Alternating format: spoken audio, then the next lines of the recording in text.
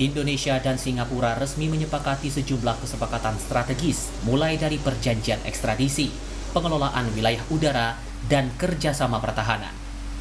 Presiden Joko Widodo menjelaskan pada perjanjian ekstradisi diperpanjang dari 15 tahun menjadi 18 tahun sesuai pasal 78 KUHP. Untuk perjanjian ekstradisi dalam perjanjian yang baru ini, masa retroaktif diperpanjang dari semula 15 tahun menjadi 18 tahun sesuai dengan pasal 78 KUHP. Sementara dengan penandatanganan perjanjian VIR, maka ruang lingkup VIR Jakarta akan melingkupi seluruh wilayah udara teritorial Indonesia, terutama di perarian sekitar Kepulauan Riau dan Kepulauan Natuna. Kedepan diharapkan kerjasama penegakan hukum, keselamatan penerbangan, dan pertahanan keamanan kedua negara dapat terus diperkuat berdasarkan prinsip saling menguntungkan. Sementara itu, Perdana Menteri Singapura Lee Hsien Loong menyebut perjanjian ini mendorong penegakan hukum dan pemberantasan kejahatan. Thank you. I'm very happy that the President and I have just witnessed the signing of a balanced set of agreements that addresses three long-standing bilateral issues between Singapore and Indonesia: the flight information region, the defense cooperation, and the extradition of fugitives. Jadi apa arti penting relasi Indonesia dan Singapura lewat sejumlah kesepakatan-kesepakatan strategis yang dibuat? Kita bahas bersama Duta Besar Indonesia untuk Singapura, Suryo Pratomo, dan Rektor Universitas Jenderal Ahmad Yani Unjani yang juga Guru Besar Hukum Internasional UI, Hikmahanto Juwono. Pak Hik, selamat petang. Pak Dubes Suryo Pratomo, selamat petang. Selamat petang, Sofi. Ini saya mau ke Pak Dubes terlebih dahulu nih, Mas Tommy. Jadi sebenarnya Indonesia itu kan sudah lama merintis ekstradisi dengan Singapura. Tapi masalahnya sampai dengan saat ini proses ratifikasi ekstradisi dan juga DCA atau Defense Cooperation Agreement ini tidak kunjung clear. Jadi sebenarnya dinamikanya saat ini tuh seperti apa sih? Ya, kalau kita lihat tarik ke belakang, sebetulnya kesepakatan untuk menandatangani 3 perjanjian ini dilakukan tahun 2007.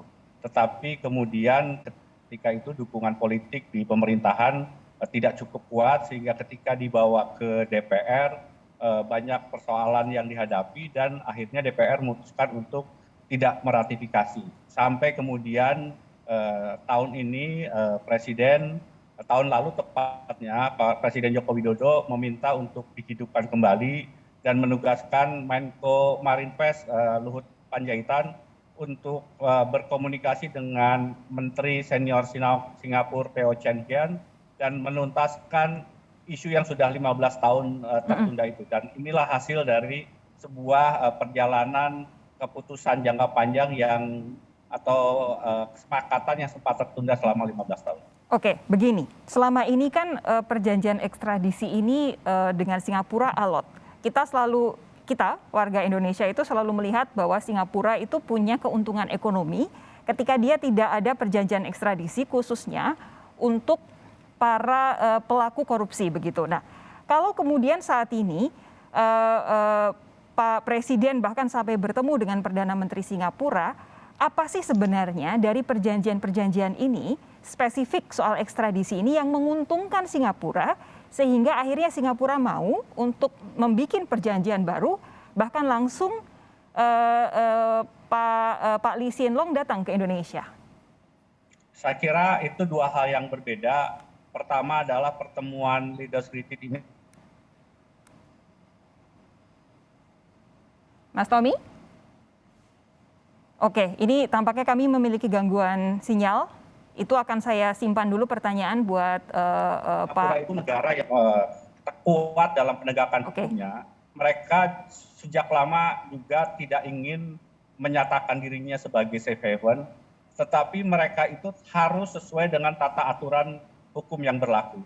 Sebagai contoh, ketika kasus Adeline Lis itu kemudian melakukan pelanggaran imigrasi dan kami dari KBRI dan Kejaksaan Agung menyampaikan bukti yang sangat kuat bahwa Adeline Lis ini adalah buronan 10 tahun untuk kasus pembalakan hutan, Singapura sangat mendukung. Nah, dengan ekstradisi treaty ini artinya kita lebih mempunyai kekuatan legal untuk melakukan kerjasama penegakan hukum dengan Singapura, dan saya kira Singapura selama ini dengan Indonesia acuan yang dipegang itu lebih ke mutual legal assistance. Jadi sepanjang ada persoalan hukum yang dihadapi, Kejaksaan Agung Republik Indonesia dan Kejaksaan Agungnya Singapura bisa menyelesaikan cara untuk bagaimana mendukung atau mencari jalan keluar terbaik sesuai dengan peraturan yang berlaku di kedua negara.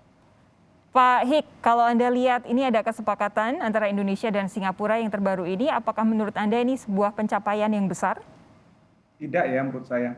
Kenapa saya katakan tidak? Begini, tahun 2007, mohon maaf Pak Dubes, saya harus luruskan, hanya ada 2 perjanjian, bukan 3 perjanjian. FIR pada waktu itu belum ada. Jadi perjanjian ekstradisi itu sudah ditandatangani oleh Menteri Luar Negeri Hasan Wirayuda dan mitranya dari Singapura.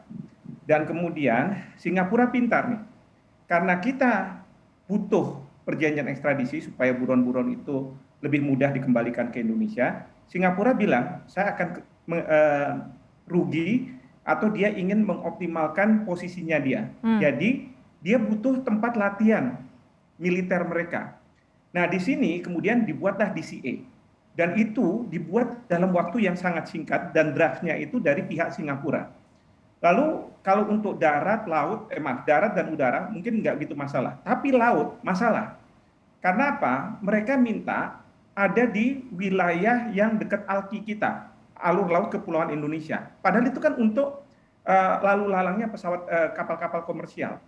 Nah, lalu kemudian juga ada isu bahwa kalau misalnya prajurit Singapura melakukan pelanggaran hukum, maka dia tidak diadili di Indonesia, tapi di Singapura.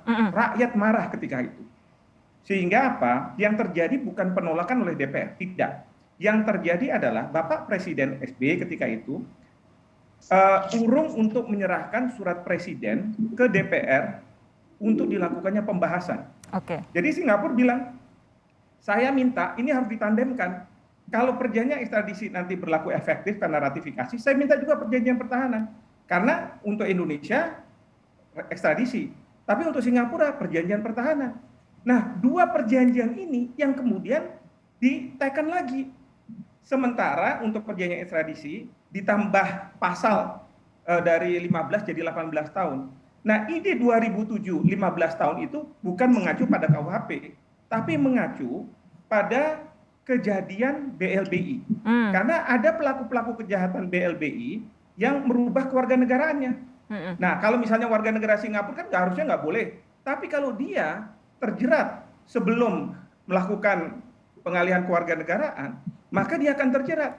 Nah, sekarang kalau misalnya 18 tahun, pertanyaan saya, 18 tahun dikurangi 2022. Apa BLBI juga? Lalu apa urgensinya? Kasihan Bapak Presiden diberikan masukan seperti itu. Bapak Presiden bagus.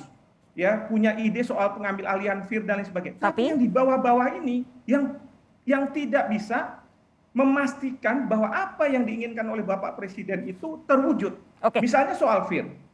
Bapak Presiden bilang mengambil alih. Tapi kok ada 0 kaki sampai 37.000 kaki itu masih didelegasikan ke pihak Singapura.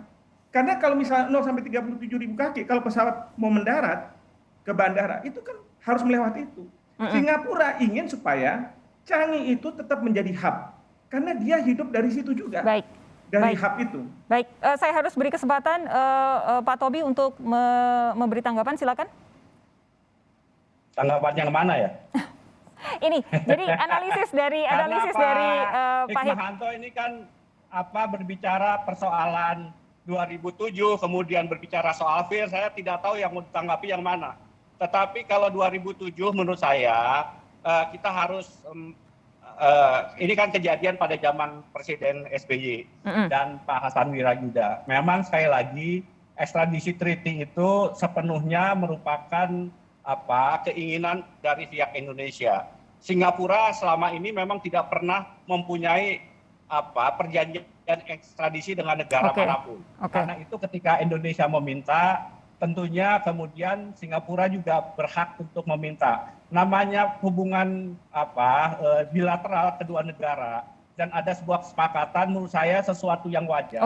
kalau kedua negara itu berupaya untuk mencari hal terbaik yang mempunyai potensi positif untuk hubungan kedua negara. Karena itu ketika pendatanganan misalnya Perdana Menteri Lee Hsien Loong menyampaikan apa yang ditandatangani di Bintan itu menunjukkan bagaimana baiknya hubungan antara Indonesia dan Singapura, menunjukkan kematangan hubungan antara kedua negara.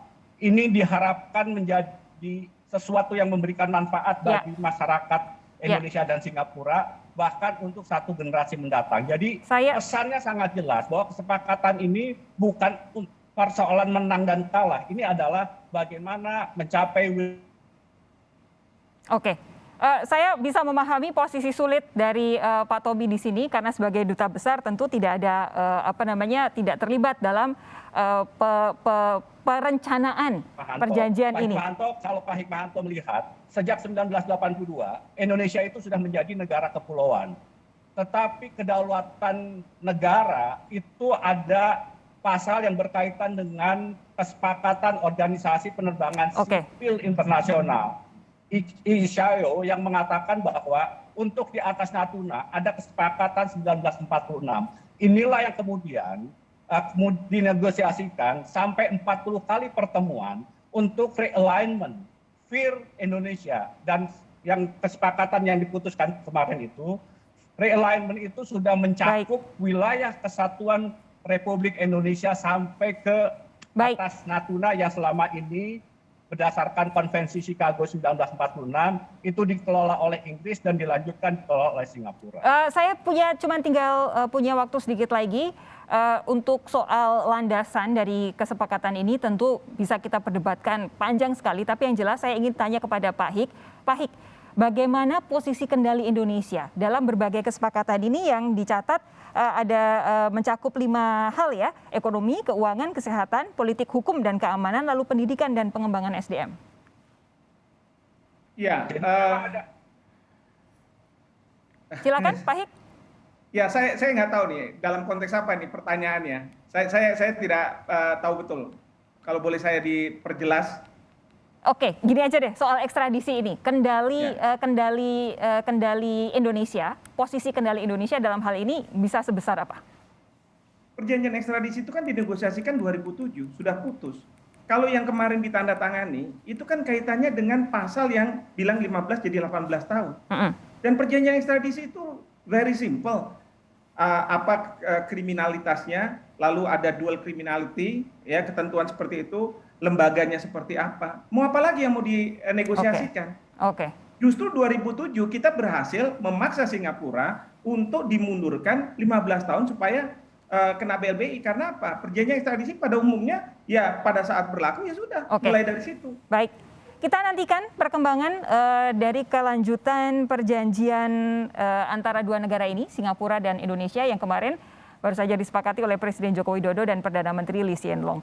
Terima kasih Pak Hik, terima kasih Pak Tommy, Duta Besar Indonesia untuk Singapura. Kita jumpa lagi lain waktu.